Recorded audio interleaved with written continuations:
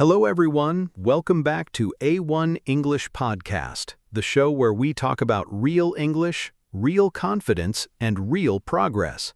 Hi everyone, I'm Jessica. And I'm Jack. And today we're talking about something that might completely change the way you think about learning English. Yes, and I promise you, by the end of this episode, you're going to feel a huge weight lift off your shoulders. Before we start, quick reminder. If you're learning English and you want to improve naturally, don't forget to like this episode and subscribe to our channel. Yes, because when you subscribe, you're not just supporting us, you're supporting your own English journey too. Okay, so today's topic is this: why grammar doesn't matter as much as you think and what you should focus on instead. I know. Some of you are already shocked. Jessica, are you serious? My teacher told me grammar is everything. We hear this every single day. Learners spending hours memorizing tables, verb tenses, conditional structures, and still feeling scared to open their mouth. And that's the real problem, isn't it? Not the grammar itself, but what it does to your confidence. Exactly. So today, we're going to break this down completely. Why grammar isn't the villain, but it's also not the hero you think it is.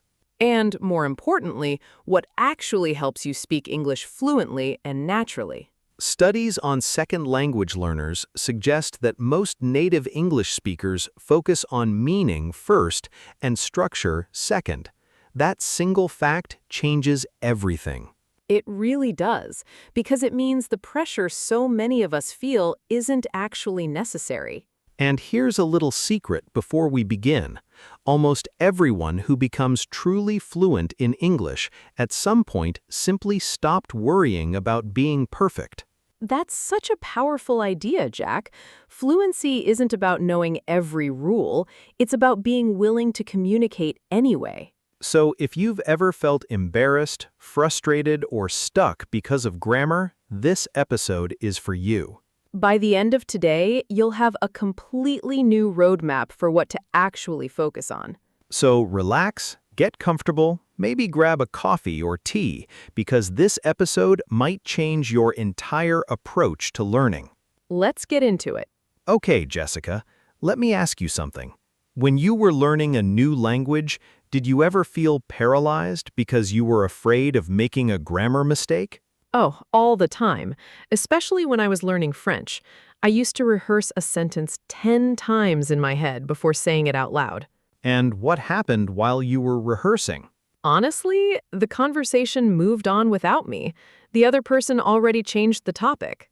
That's exactly what happens to millions of English learners around the world.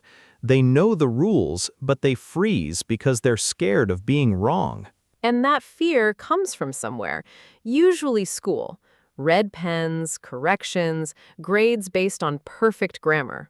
Right. We were taught that one small mistake makes the whole sentence wrong. But is that really how communication works?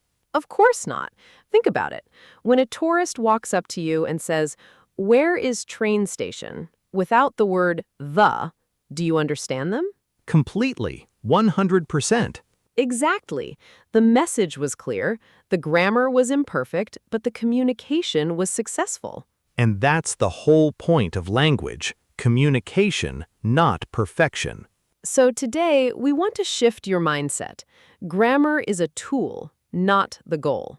It's like a set of tools in a toolbox, but the goal is building the house, which is communication. I love that comparison. You don't need every single tool perfectly polished to build something useful. And here's something else to consider.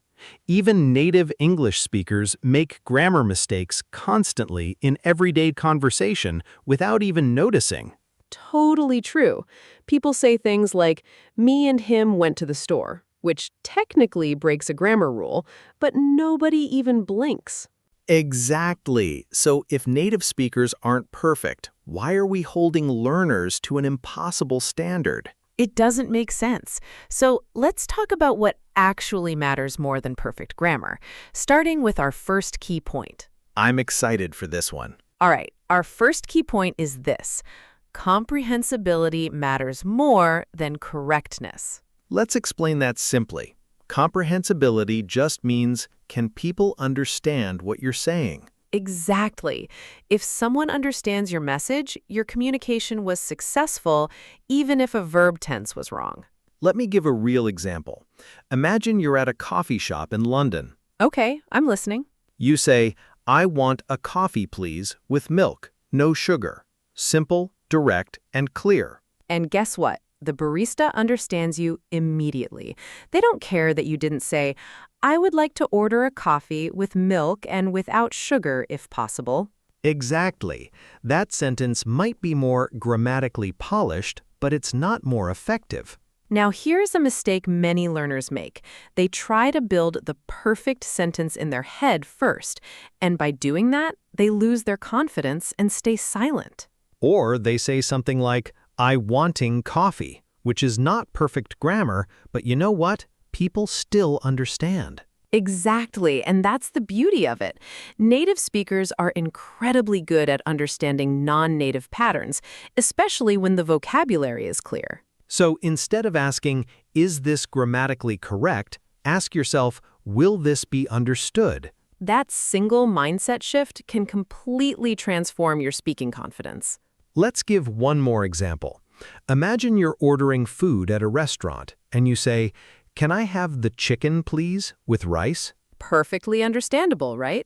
Completely. Nobody is grading you on your article usage in that moment. Here's another situation. Imagine you're at the airport and your flight is delayed. You walk up to the counter and say, my flight, it is late. What I do now? Grammatically messy, sure, but the airline staff understands exactly what you need, and they'll help you immediately. That's the power of comprehensibility.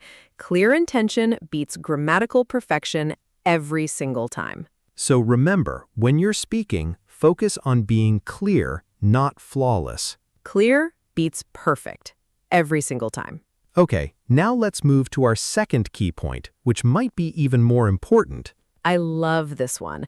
Vocabulary and pronunciation carry more weight than grammar accuracy. Let's break this down. If your vocabulary is strong, you can express almost any idea even with imperfect grammar. But if your grammar is perfect and your vocabulary is weak, you'll struggle to say anything meaningful at all. Exactly. Imagine you know every grammar rule in the book, but you don't know the word for receipt, refund, or allergy. You'll be stuck no matter how perfect your sentence structure is. Now, let's talk about pronunciation, because this is huge. Research on communication shows that pronunciation affects understanding far more than small grammar mistakes. Think about it this way. If you say a word with the wrong tense but clear pronunciation, people usually understand you. But if your pronunciation is unclear, even a grammatically perfect sentence can confuse the listener. Let's practice this idea.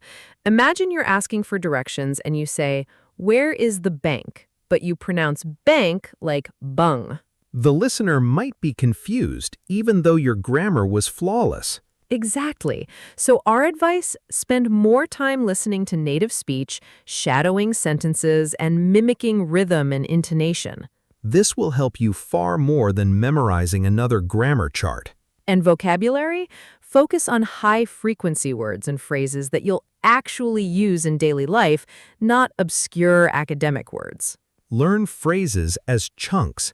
Instead of memorizing grammar rules for the present perfect, just learn the phrase, I've never been there, as a complete chunk. That's such a smart approach.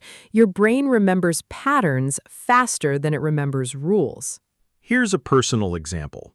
When Jessica travels, what helps her more, knowing every grammar rule of the local language or knowing 50 useful words and phrases? 100% the 50 phrases.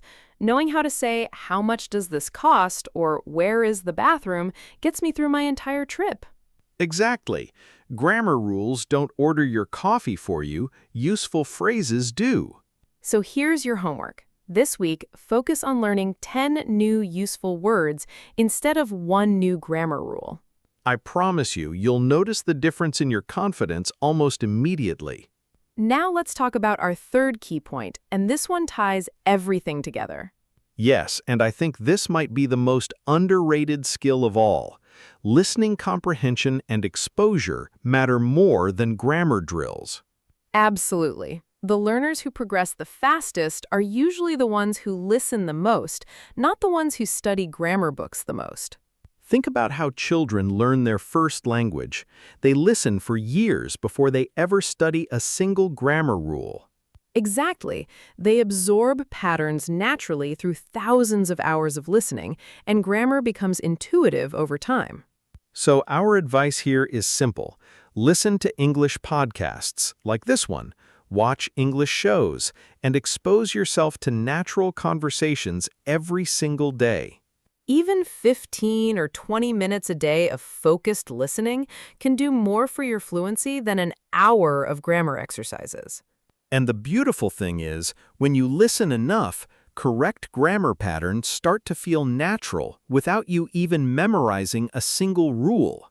Your ear starts to recognize what sounds right, which is exactly how native speakers use grammar in real life. All right, now let's talk about something every learner deals with: fear of making mistakes. Oh, this is such an important topic. Mistake number one that learners make is staying completely silent because they're scared of saying something wrong. And unfortunately, silence teaches you nothing. Speaking, even imperfectly, teaches you everything. The correct approach is simple. Speak first, refine later. Mistake number 2, and this is a big one, is over-focusing on complex grammar structures too early. Like trying to master the third conditional before you can even confidently order food at a restaurant. Exactly. The fix is to prioritize practical, everyday communication skills first, then slowly build up to advanced grammar. And the last common mistake, translating word for word from your native language instead of learning natural English patterns. Many learners think direct translation keeps their sentence grammatically safe, but actually, it often sounds unnatural or confusing.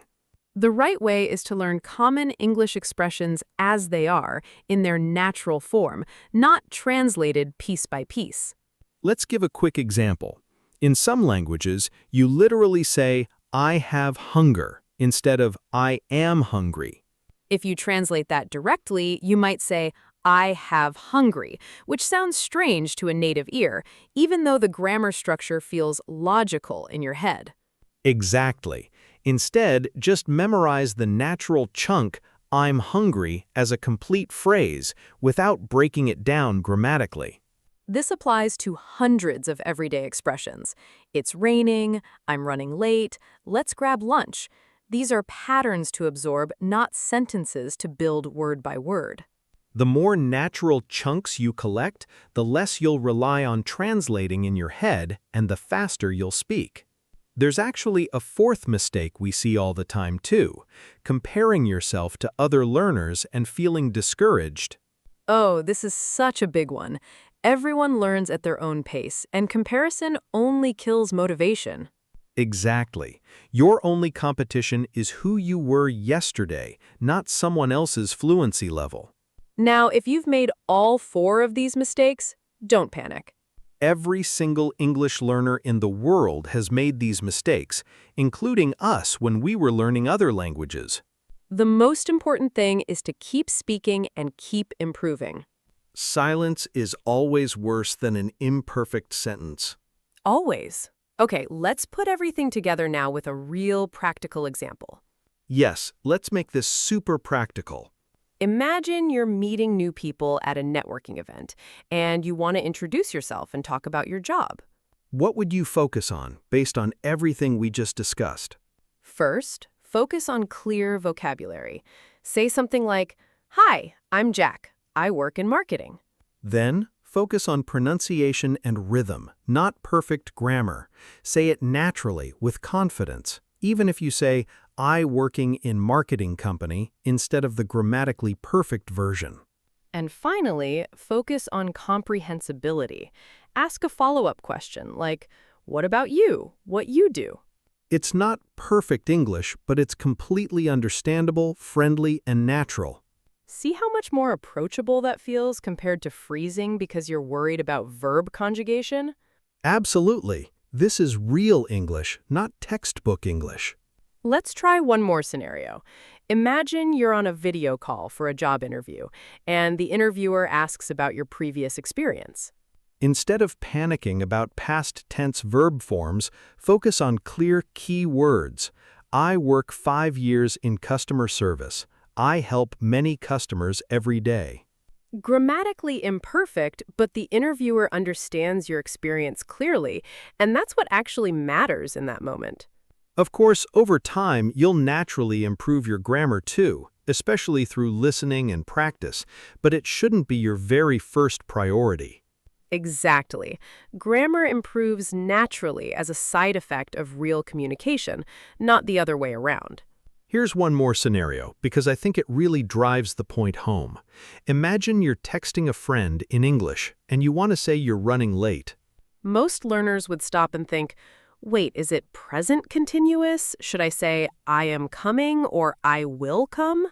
But in real life, a native speaker just types, running late, be there in 10, no full sentence, no perfect grammar, just clear, fast communication. And that's honestly how most real English happens. In texts, in casual chats, in quick work messages. Short, clear, and to the point. So the next time you're overthinking a sentence, ask yourself, would a native speaker even say it this formally? Usually, the answer is no. That realization alone can free you from so much unnecessary pressure. Now, everyone listening, I want you to try something today. Yes, create one sentence in English right now, out loud, without worrying if it's grammatically perfect. Just focus on being clear and confident. And if you make a mistake, say it again, laugh about it, and move on.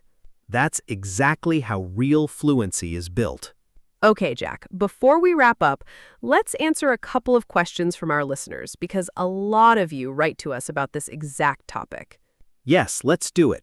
Our first question is from a listener who asks, if grammar doesn't matter that much, should I stop studying it completely? Great question, and no, that's not what we're saying at all. Grammar still matters, especially for writing emails, reports, or formal situations. Exactly. We're not saying ignore grammar forever. We're saying don't let grammar block you from speaking today. Think of grammar as something you polish over time, in the background, while you're already out there communicating. It's a long-term project, not a prerequisite you need to finish before you're allowed to speak. Our second question is from a listener who asks, how do I stop feeling embarrassed when I make mistakes in front of native speakers? This is such a common feeling, and honestly, most native speakers aren't judging you at all. They're usually impressed that you're speaking another language. Think about how you feel when a tourist tries to speak your native language, even imperfectly. Are you judging them, or are you happy they're trying? Exactly. You're happy, maybe even proud of them. Native English speakers usually feel the exact same way about you. So the embarrassment you feel is almost always bigger in your own head than it is in reality. One more question from a listener who asks, what should my daily routine look like if I want to focus less on grammar and more on real communication? I love this question. Here's a simple daily routine. Spend 10 minutes listening to natural English, like a podcast or a short video. Then spend 10 minutes speaking out loud, even alone, describing your day, your plans, or your opinions on something. Then spend 5 minutes learning 5 new useful words or phrases, not grammar rules, just practical vocabulary. And finally, spend 5 minutes reviewing anything you found confusing without stressing over it, just noting it down for later. That's only 30 minutes a day, and it focuses entirely on real communication skills instead of grammar memorization. One last question before we move on. A listener asked, what if I'm preparing for an English exam like IELTS or TOEFL? Doesn't grammar matter more there? That's a fair point. And yes, formal exams do assess grammar accuracy as part of the score. But even then, communication and clarity carry huge weight too. Exactly. Examiners are trained to reward learners who communicate ideas clearly and confidently, not just learners who avoid every possible grammar mistake. So even for exam preparation, building real communication skills first and then polishing grammar on top tends to produce stronger results than grammar alone. It's really about balance. Use grammar as the finishing touch, not the foundation you're too scared to build without. Small, consistent habits like this build fluency far faster than occasional long grammar study sessions. All right, let's quickly review everything we talked about today. First, we learned that comprehensibility matters more than perfect correctness. If people understand you, your communication succeeded. Then we explained how vocabulary and pronunciation carry more weight than complicated grammar rules. We also talked about how listening and exposure build natural fluency faster than grammar drills ever could. We covered common mistakes too, like staying silent out of fear, over-focusing on advanced grammar too early, translating word for word, and comparing yourself to others. And most importantly, we practiced applying all of this in real everyday situations, from ordering coffee to job interviews. Remember, you don't need to be perfect to be understood. You just need to be clear, confident, and willing to keep trying. English is a tool for connection, not a test you need to pass. So speak, make mistakes, learn, and improve every single day. That's the real journey to fluency. If this episode helped you see grammar and fluency differently, please hit the like button right now. And if you want more real, practical English lessons like this one, subscribe to A1 English Podcast. We upload new episodes regularly to help you improve your English naturally and confidently. Thank you so much for spending this time with us today. Keep practicing, keep speaking, and keep believing in yourself. Bye, everyone. See you in the next episode.